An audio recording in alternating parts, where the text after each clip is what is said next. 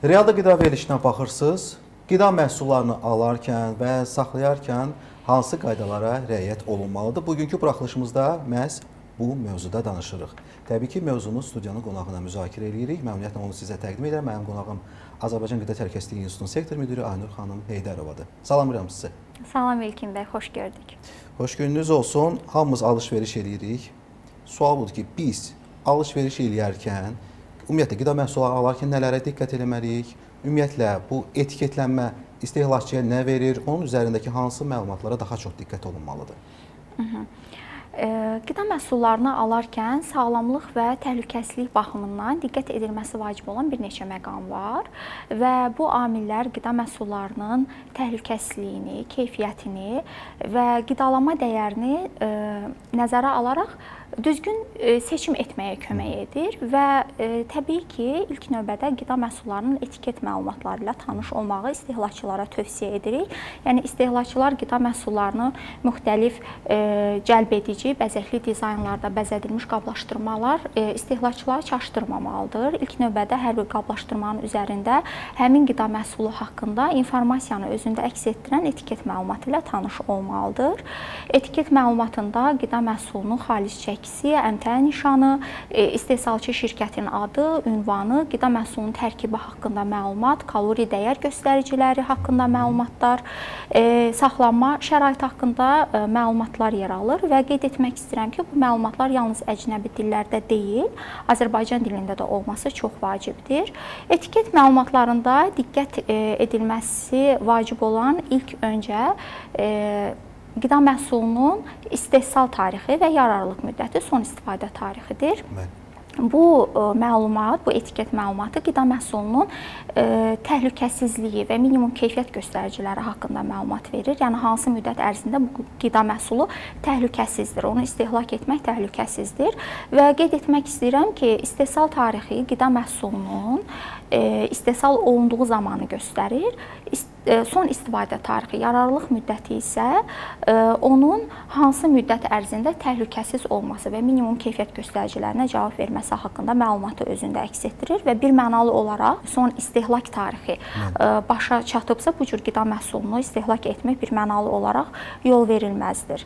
Digər etiket məlumatlarına gəlincə isə tərkibində olan maddələr, yəni karbohidratlar, zülallar, yağlar, qida məhsulunun vitamin və mineral tərkibi haqqında faizlərlə və ya qramlarla onun üzərində məlumatlar öz əksini tapır və bu məlumatları oxumaqla istehlakçı qidalanma dəyəri haqqında ilkin qiymətləndirmə apara bilər həmin qida məhsulu haqqında. Bundan əlavə, istehlakçı etiket məlumatlarında qida məhsulunun saxlama şəraiti haqqında olan məlumatı da əldə edə bilər. Hansı ki, burada temperatur rejimi, nəmlik dərəcəsi haqqında məlumatlar öz əksini tapır və bu məlumatları oxumaqla istehlakçı həmin qida məhsulunu düzgün şəraitdə saxlamaqla onu uzun müddət təzə, keyfiyyətli və təhlükəsiz qalmasını təmin edə bilər.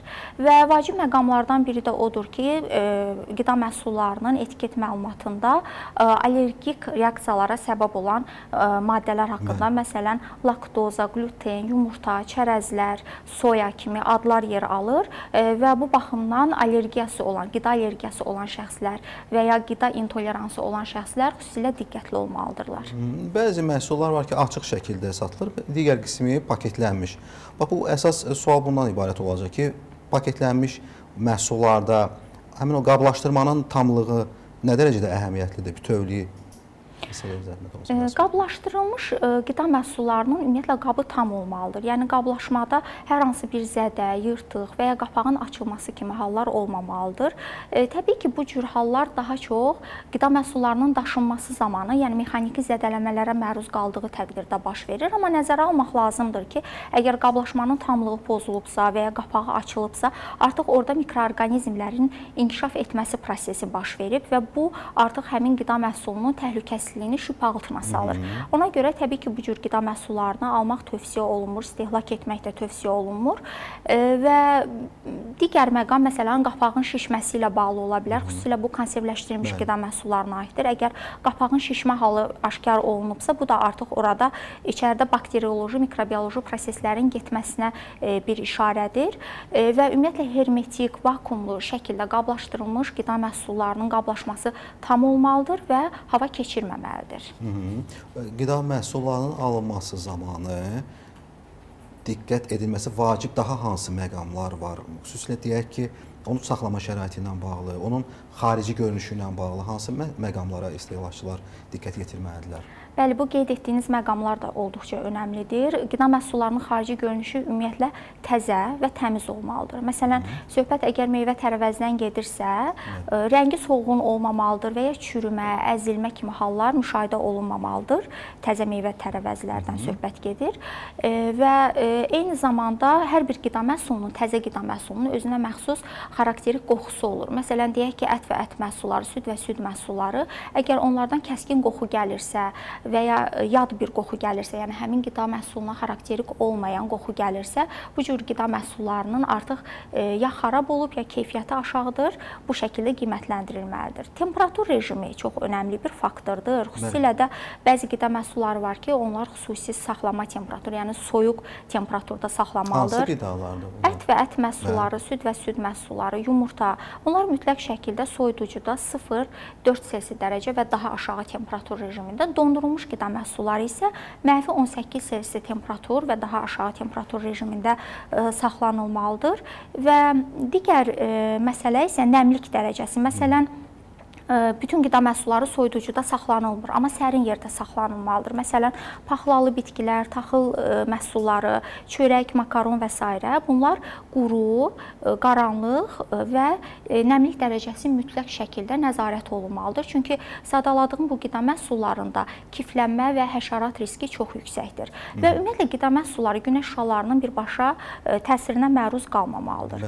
Təmizlik məsələsi də çox önəmlidir. Ərzaq mağazalarında, marketlərdə, rəflərdə ki, qida məhsulları saxlanılır və ya soyuducularda və ya anbarlarda mütəmadi olaraq orada təmizlik işləri aparılmalıdır və bu mühit tam olaraq sanitariya qaydalarına uyğun bir mühit olmalıdır. Digər məsələ isə qida məhsullarının yerləşdirilməsi ilə bağlıdır. Məsələn, rəflərdə, soyuducuda yerləşdirilmə ilə bağlıdır ki, burada mal qonşuluğu prinsipi qorunmalıdır. Mal qonşuluğu prinsipi dedikdə hər bir qida məhsulunun fərdi xüsusiyyətləri və bir-birlərinə olan uyğunluq dərəcələri nəzərə alınmaqla qida məhsullarının maksimum düzgün şəraitdə saxlanılması nəzərdə tutulur. Məsələn, rəflərdə qida məhsulları ilə qeyri-ərzaq məhsullarının, kimyəvi vasitələrin birlikdə saxlanılması və ya çiğ qida məhsulları ilə, xam qida məhsulları ilə bişmiş, yarım fabrikat qida məhsullarının eyni soyuducunun, dondurucunun içərisində saxlanılması və ya kəskin qoxuya malik olan qida məhsulları ilə higroskopik xüsusiyyətə malik olan qida məhsullarının bir yerdə saxlanılması, məsələn, hissə verilmiş duzlanmış balıqla süd və süd məhsullarının, yumurtanın bir yerdə saxlanılması tövsiyə olunmur və qeyd etmək istəyirəm ki, mal qonşuluğu prinsipi yalnız ərzaq satışı ilə məşğul olan mağazalarda, marketlərdə deyil, eyni zamanda biz buna mətbəxdə, rəflərdə və mətbəxdə soyuducumuzda da riayət etməliyik. Yeri gəlmişkən, elə ev şəraitində məhsulların saxlanılmasına necə riayət olunmalıdır? Hansı məsələlərə diqqət olunmalıdır? Ev şəraitində qida məhsullarının düzgün şəkildə saxlanılması həm də qida israfının da qarşısını almış olur. Ona görə çox diqqətli olmaq lazımdır. Yenə də burada temperatur rejiminə diqqət edilməlidir. Yəni ət məhsulları, süd məhsulları soyuducuda saxlanılmalıdır. Dondurulmuş qida məhsulları isə soyuducunun dondurucu gözündə saxlanılmalıdır.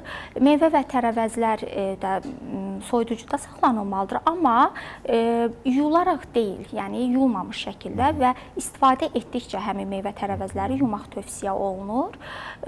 Bayaq qeyd etdiyim həmin o taxıl, paxlalı bitkilər, çörək, makaron, onlar da evdə qaranlıq və sərin şəraitdə, yəni rütubətli olmayan şəkildə saxlanılmalıdır və dondurulma prosesi zamanı qablaşmaya da çox önəm verilməlidir. Yəni əgər ət məhsulu deyək ki, dondurulursa, paketin içərisi, istifadə olunan paketin içərisində havanın qalmamasına diqqət yetirmək lazımdır. Çünki hava qalarsa bu həm donun açılması prosesində mikroorqanizmlərin inkişafına gətirib çıxarır, həm də donma prosesinin pozulmasına, məsələn, buz kristallarının əmələ gəlməsinə gətirib çıxarır və ət məhsullarında donun açılması məsələsinə də diqqət yetirmək lazımdır. Birbaşa isti su vasitəsilə donun açılması və ya otaq temperaturunda donun açılması düzgün deyil. Ən doğru üsul dondurucudan çıxarılmış məhsulu əvvəlcə soyuducuda saxlamaq, daha sonra isə otaq temperaturunda donun açılması məsləhət görülür. Digər diqqət edilməsi vacib məqam yenə də mal qonşuluğu prinsipidir ki, bayaq qeyd etdiyim kimi, bunu soyuducuda və ya rəflərdə də riayət etmək lazımdır. Məsələn, bişmiş ətlə çiy ət və ya meyvə və tərəvəzlərlə digər ət və ət məhsullarının yanaşı saxlanılması tövsiyə olunmur və ümumiyyətlə yeməklərə gəlincə, yaxşı olar ki, yeməklər birdəfəlik istehlak üçün nəzərdə tutularaq hazırlansın və 1-2 gündən artıq olmamaq şərti ilə soyuducuda saxlansın. Təkrar qızdırılıb istehlak Təkrar, bəli, termiki emala məruz qalmasın. Yemək bişdikdən sonra maksimum bir dəfə isidilməsi tövsiyə olunur. Açıq saxlanması gərəkən meyvə tərəvəzlər, qidalar hansılardır? Ümumiyyətlə, qablaşdırılaraq yerləşdirilməsi vacib olan qidalar. Bununla bağlı hər hansı bir tövsiyəniz var mı? Bəli, bəzi qida məhsulları var ki, ümumiyyətlə onlar qablaşdırılması açıldıqdan sonra ya bir dəfəlik istehlak edilməsi tövsiyə olunur, yox əgər artıq qalarsa, yaxşı olar ki, qapalı hermetik konteynerlərə yerləşdirilərək soyuducuya qoyulsun. Məsələn, bunlara aiddir konservləşdirilmiş qida məhsulları. Qapaq açıldıqdan sonra əgər tam istehlak edilməyibsə, yaxşı olar ki, şüşə qablarda tam qapalı, qapaqla örtülmüş vəziyyətdə yerləşdirilsin, amma yenə də soyuducuda saxlanılsın və qısa müddət ərzində istehlak edilsin. Və ya süd və süd məhsulları bilirik ki, bunlar çox tez xarab olan qida məhsullarıdır. Qısa müddət ərzində istehlak edilməsi tövsiyə olunur. Bununla həm də qida israfının da qarşısını almış olarıq. Qida israfından danışmışkən, az öncə dediniz, qida məhsullarının saxlama şəraitinə riayət olunarsa israfın qarşısını alarıq. Başqa hansı üsullar var?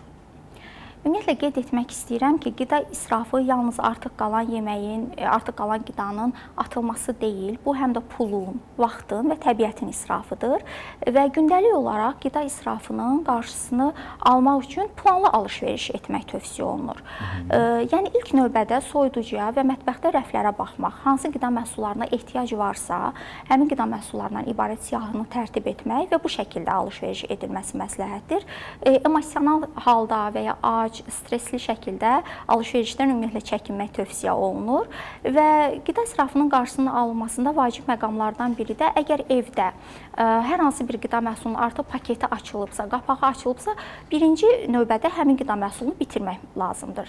Sonra təzə aldığımız qida məhsuluna keçid edə bilərik. FIFO deyilən bir prinsip var, first in, first out, yəni əvvəl aldığını əvvəl istifadə et prinsipi çox effektivdir bu mənada və qida israfının qarşısının alınmasında istifadə oluna biləcək əsas üsullardan biri də qida məhsullarının ev şəraitində düzgün şəkildə saxlanılmasıdır ki, bu barədə az öncə ətraflı danışdıq. Söhbətimizi yekunlaşdırır Aynur xanım. Çox təşəkkür edirəm, amma yekun olaraq bir daha istəyərdik ki, buradan istehlakçılara tövsiyələrinizi də çatdırasınız. Son olaraq yenə də bu qida israfı məsələsinə toxunmaq istəyirəm, çünki çox aktual bir məsələdir və qlobal bir məsələdir və qida israfını azaltmaq yalnız bizim ailə büdcəmizə təsir göstərmir, ailə büdcəmiz üçün faydalıdır. Ümumiyyətlə bu sosial bir məsuliyyətdir, çünki nəzərə almaq lazımdır ki, bizim itkiyə verdiyimiz, atdığımız hər bir tikə hansısa ehtiyacı olan bir şəxsin boş-boş qabıdır. Beynəlxalq təşkilatların elə hesabatlarında da bu məsələ dəfələrlə qeyd olunur. Agentlik olaraq biz də yerli beynəlxalq qurumlarla birgə həyata keçirdiyimiz kampanyalarda, layihələrdə də bu qida israfının qarşısını almaq üçün toxunuruq. Bəli. Əlavəniz varsa? Və son olaraq qeyd etmək istəyirəm ki, sağlam qidalanma yalnız nə yediyimizdən asılı deyil. Qida məhsullarını necə seçməyimizdən, necə saxlamağımızdan və onlardan necə istifadə etdiyimizdən də asılıdır. Və əgər biz bu 3 mərhələyə düzgün şəkildə riayət edəriksə, həm öz sağlamlığımızı qorumuş olarıq, həm də ailəmiz üçün daha təhlükəsiz və daha sağlam bir mühit yaradarıq. Çox sağ olun, təşəkkür edirəm. Təşəkkür edirəm, çox sağ olun. Studiya suallarımızı cavablandırdınız. Hörmətli tamaşaçılar, Realda qida verilişində mənim qonağım Aynur Heydərova idi, Azərbaycan Qida Təhlükəsizliyi İnstitutunun sektor müdiri. Bugün biz qida məhsullarını alarkən və saxlayarkən hansı qaydalara əməl olunmalıdır mövzusunda danışırdıq.